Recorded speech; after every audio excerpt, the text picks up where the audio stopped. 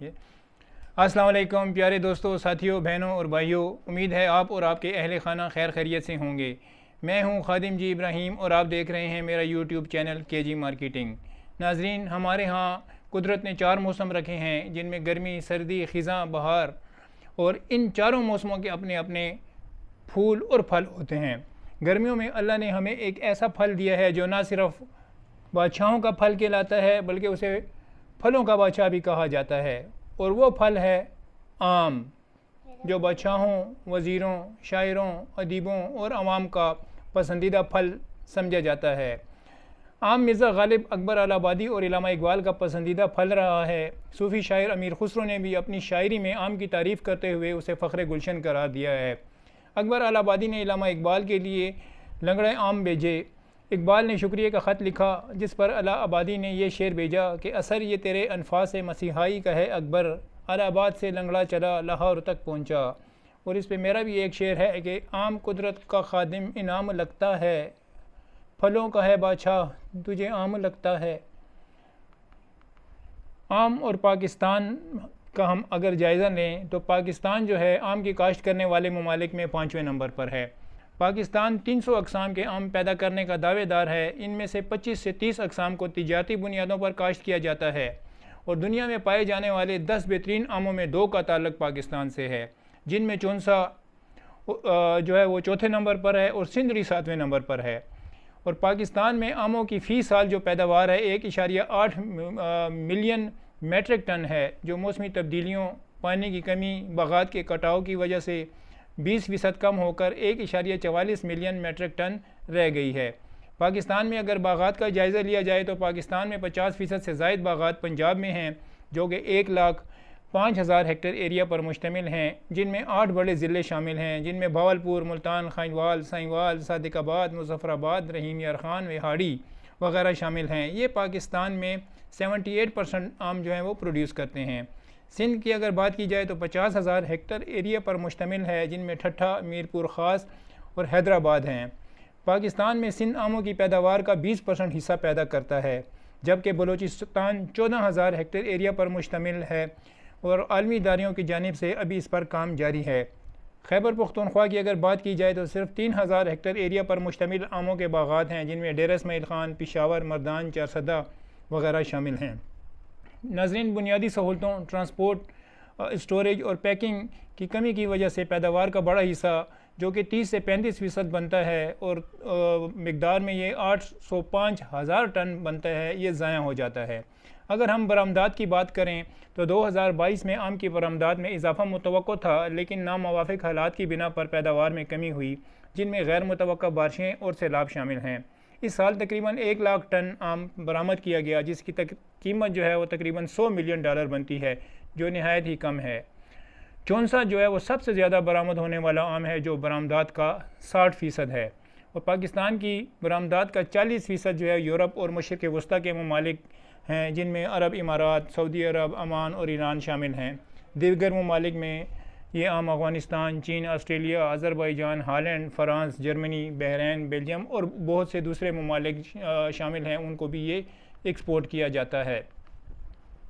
और नाज़रीन, अगर हम अक़साम की बात करें तो काश्त किए जाने वाले आमों की 2 अक़साम होती हैं। एक को कलमी आम और दूसरे को देसी या तुख़मी आम कहते हैं, जो गठली से उगाया जाता है। कलमी आम की जो है उसको काशें काट कर खाया जाता है, जबकि देसी या तुख़मी आम चूस कर खाया जाता है। और देसी और जो तुख़मी आम है वो इतना ज़्यादा जूसी होता है कि अगर उसको आप चूसें तो उसका जूस जो है वो आपकी कलाई के साथ साथ बहता चला जाता है।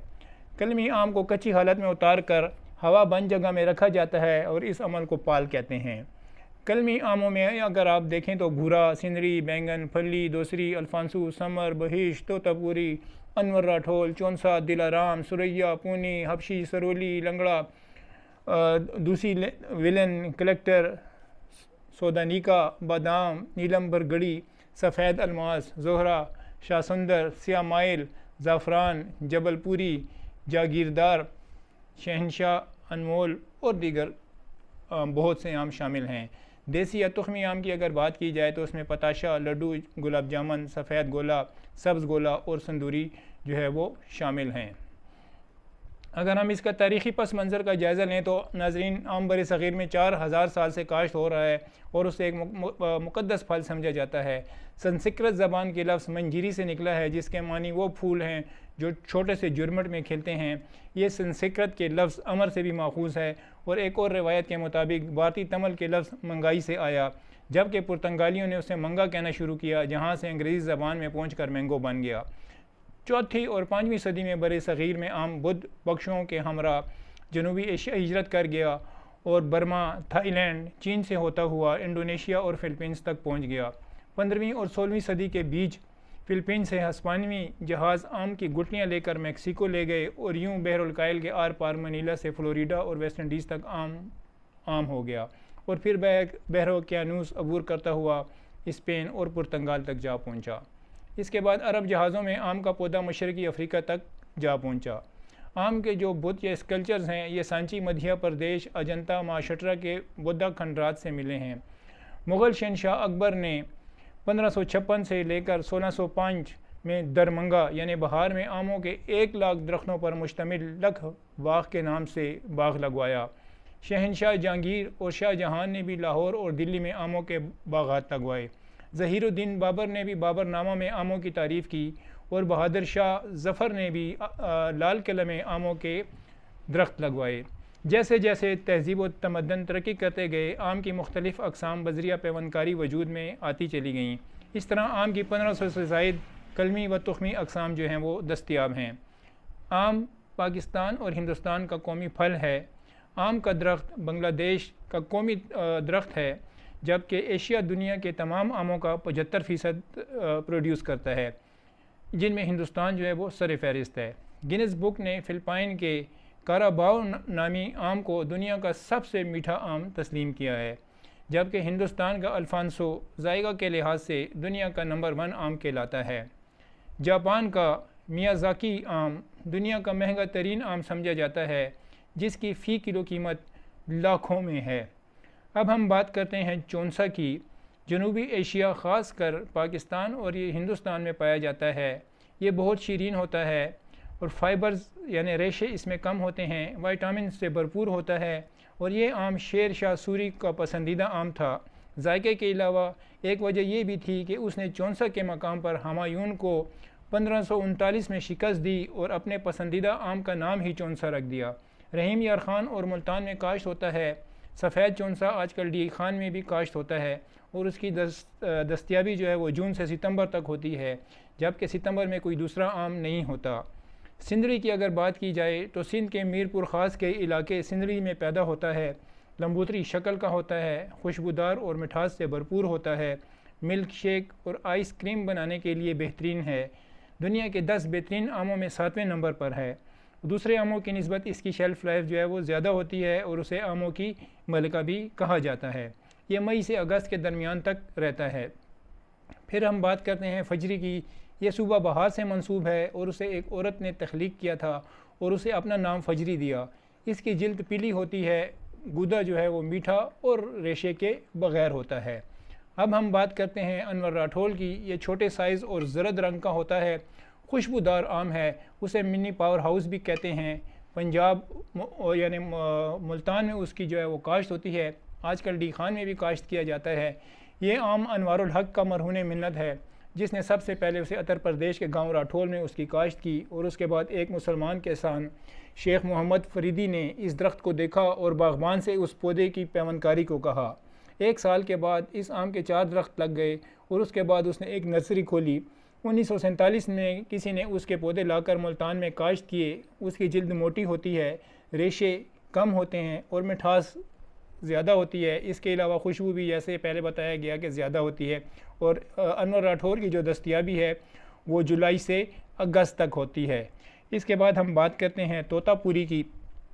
आम की पहली किस्म थी जो ईरान और सेंट्रल एशिया के ममालिक में बरामद की गई। इसकी शक्ल चूँकि तोतानुमा होती है और इसलिए इसको तोतापुरी कहते हैं। सिंध में ये काश्त होता है।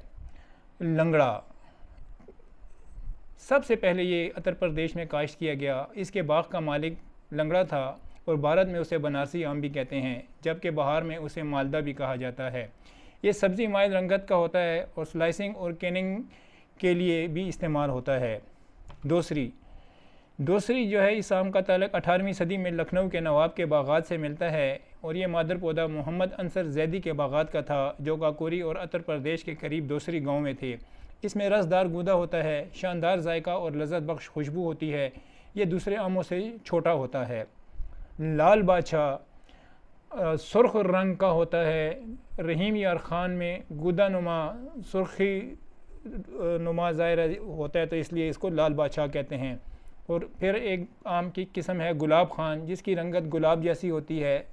जायका ज़ाहिर है आम है तो आम जैसा ही होगा, मीठा होता है और रेशेदार गूदा होता है, और ये पंजाब में जुलाई से अगस्त तक रहता है। अलमास आम जो है, इसकी शक्ल आड़ू की तरह होती है, इसके रेशे नहीं होते, सुर्ख और जर्द रंग का होता है। सारूली जो है वो एक्सपोर्ट किया जाता है, मीरपुर ख़ास में ख़ास तौर से उगाया जाता है। जर्दी माइल होता है, दरमियाने साइज़ का मीठा और रेशेदार आम है, और जून से जुलाई तक इसकी दस्तयाबी जो है वो होती है। सॉरी। नीलम एक आम है। इस फल का वज़न 250 ग्राम से 340 ग्राम तक होता है। शक्ल मोटे काजू की तरह होती है। गूदा पीला या नारंगी होता है। इसमें रेशे नहीं होते और मौसम में दूसरे आमों से देर से आता है और देर से जाता है। बाहर से सब्ज़ रंग का होता है। फिर आते हैं सुनहरा की तरफ। ये भी सिंध में काश्त होता है। इसकी लंबाई 14 सेंटीमीटर होती है और ये बेज़वी शक्ल का होता है। जिल्द का रंग गहरा सब्ज़ होता है और पक जाने पर जर्द या हल्का सब्ज़ हो जाता है। मीठा, जायकेदार और भारी गूदे के साथ साथ मज़ेदार रस भरा होता है। इसका नाम इस किसान के नाम पर पड़ा जो उसकी काश्त करता और बरामद करता। इसकी दस्तयाबी जुलाई और अगस्त में होती है। अब हम आते हैं अल्फांसो की तरफ। आमों का बादशाह इसको समझा जाता है और उसका नाम एक बंगाली हिंदुस्तान के वासराय जो कि 1509 से 1515 तक थे, अल्फांसो डी अलबराक के नाम पर रखा गया। उन्होंने अल्फांसो जैसी अक़साम पैदा करने के लिए दरख्तों पर ग्राफ्टिंग मुतारफ़ करवाई। ये आम अप्रैल के दरमियान से जून के अख्ताम तक रहता है और इसका वज़न 150 ग्राम से 300 ग्राम तक होता है। उसकी साख्त भरपूर करीमी, नरमो नाज़िक, गैर रेशेदार गूदे से भरपूर होती है और पकने पर उसकी जिल्द जो है वो सुनहरी पीली हो जाती है। उसका ऊपर वाला हिस्सा सुर्खी माइल होता है और उसका शुमार भी जो है वो महंगे तरीन आमों में होता है। आम में काफ़ी अज्जा पाए जाते हैं जिनमें विटामिन, मिनरल्स और ट्रेस एलिमेंट्स हैं, उनकी तफसील जो है वो आप स्क्रीन के ऊपर देख सकते हैं। शुगर के मरीज़ों के लिए आम की क्या हैसियत होती है, इसके ऊपर हम थोड़ी सी बात कर लेते हैं। एक आम जो है वो 336 ग्राम का होता है और उसके 100 ग्राम में 60 किलो कैलोरीज़ होती हैं। ये मकदार अगरचे ज़्यादा है और ख़ास तौर पर उन लोगों के लिए जिनका वज़न पहले से बहुत ज़्यादा है। हमारी रोज़ाना की जो ज़रूरियात हैं वो ख़वातीन के लिए तकरीबन 2000 किलो कैलोरीज़ होती हैं और मर्दों के लिए जो है वो 2500 किलो कैलोरीज़ जो है वो दरकार होती हैं। अच्छा, इसमें आम में जो फ़ैट्स की मकदार है वो 0.38 ग्राम है और प्रोटीन की मकदार 0.82 ग्राम है, जो कि बहुत कम मकदार में है। इसलिए अगर उनके साथ आम के साथ अगर प्रोटीन वाली अशिया ली जाएं जिनमें उबला हुआ अंडा, गोश्त और डेयरी अशिया शामिल हैं, और उसके साथ अगर या फिर चकनाई वाली अशिया जिनमें पनीर और नट्स हैं उसका इस्तेमाल किया जाए, तो ये जो प्रोटीन है और ये जो फ़ैट्स है ये आम में शुगर को खून में जाने से रोकती है और ब्लड शुगर लेवल जो है वो बुलंद नहीं होता। आम में फ़ाइबर्स की जो मकदार है 1.6 मिलीग्राम है, जो बज़ाते ख़ुद शुगर के अमल को आहिस्ता कर देती है और उसको शुगर को बढ़ने जो है वो नहीं देती है। अच्छा, विटामिन सी की मकदार इसमें 36.4 ग्राम है, जो खून की नालियों, हड्डियों, जिल्द, ज़ख्मों और दिफाई निज़ाम के लिए ज़रूरी है। आम में शुगर 13.7 ग्राम है, जो कि ज़ाहिर ज़्यादा है, और शुगर का मरीज़ आधा कप यानी 82.50 ग्राम आम जो है वो खा सकता है। इसमें शुगर की मकदार 11 से 12 ग्राम होती है और इसमें कार्बोहाइड्रेट की मकदार 15 ग्राम होती है, लेकिन इसमें मौजूद फ़ाइबर्स उसके जो इंजज़ाब के अमल को जो दुरुस्त सुस्त कर देते हैं, जज्ब नहीं होने देते, शुगर जो है वो उसके लेवल को इंक्रीज़ नहीं होने देते। ये कब्ज़ के लिए बहुत मुफीद है और इसमें मौजूद विटामिन बी कम्प्लेक्स और मिनरल्स जो हैं सेंट्रल नर्वस सिस्टम, हड्डियों, दिल, दिमाग, खून बनाने और दांतों की सेहत, एंजाइम और हार्मोन बनाने के काम आते हैं। गोया ये फल कुदरत की किसी नेमत और तोहफे से कम नहीं। ये थी आमों के ऊपर एक मुख्तसर सी आपके लिए प्रेजेंटेशन। उम्मीद है आपको पसंद आई होगी। आपका बहुत बहुत शुक्रिया। अल्लाह हाफ़िज़।